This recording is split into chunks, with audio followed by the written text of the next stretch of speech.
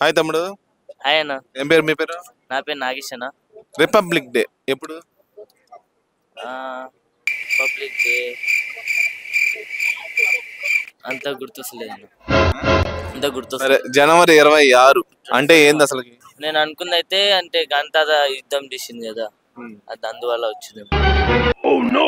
అవన్నీ తెలియదు అన్న, అంత చూడలే. ఇక టీచర్ చెప్తారు, అది అప్పుడే మర్చిపోతారు. ఓకే, సో జనవరి 26 అంటే స్వతంత్రం వచ్చిన రోజు. ఓకే ఓకే అన్న. Hi. Hello, hi hi. Republic day అంటే ఏంటి? రిపబ్లిక్ డే అంటే ఏంటంటే గణతంత్ర దినోత్సవం తెలుగులో తెలుసు, నువ్వు అంటే ఎందుకు జరుపుకుంటారు? ఎందుకంటే గణతంత్ర దినోత్సవం అందరం ఘనంగా అందరం బాగుండాలని, దేశం అభివృద్ధి చెందాలని. దేశంలో ఇప్పుడు నీకు తెలియదని నాకు అర్థమైంది కానీ అసలు ఒక విషయం చెప్పు, నీకు తెలుసా తెలీదా? చెప్పాలంటే దీనికి ఎన్నో ఉన్నాయి. ఎన్నో ఉండవు, ఒకటే ఉంటుంది. వస్తాయి కానీ భయం అవును. గణతంత్ర దినోత్సవం ఎందుకు వచ్చిందంటే స్వాతంత్రం వచ్చింది 1947లో, కానీ భారతదేశం రాజ్యాంగం ఆవిర్భావం రాలేదు. ఆ తర్వాత వచ్చిన తర్వాత ఏమైందంటే తర్వాత వచ్చేసింది.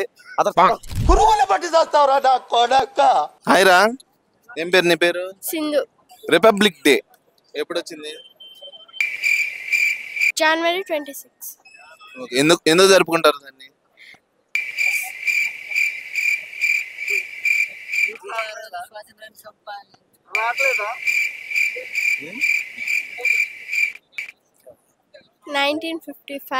జనవరి 26. ఎందుకు జరుపుకుంటారు?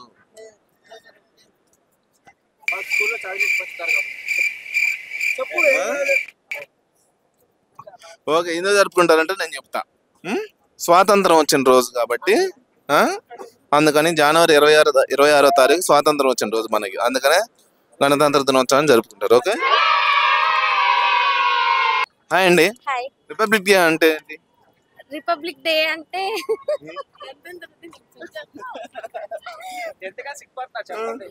చెప్పండి. Camera. Hi hi. Republic day అంటే ఏంటి? అంటే నాకు తెలీదు. లైఫ్ అంతా నేను చంటికూర లెక్కలో ఉండాలని, అంటే 7 ఏళ్ళకాల అందరూ గాడిద ఇలా రారా ఇలా రారా ఇలా రారా అని పిలవాలా, అది నాకు ఇష్టం.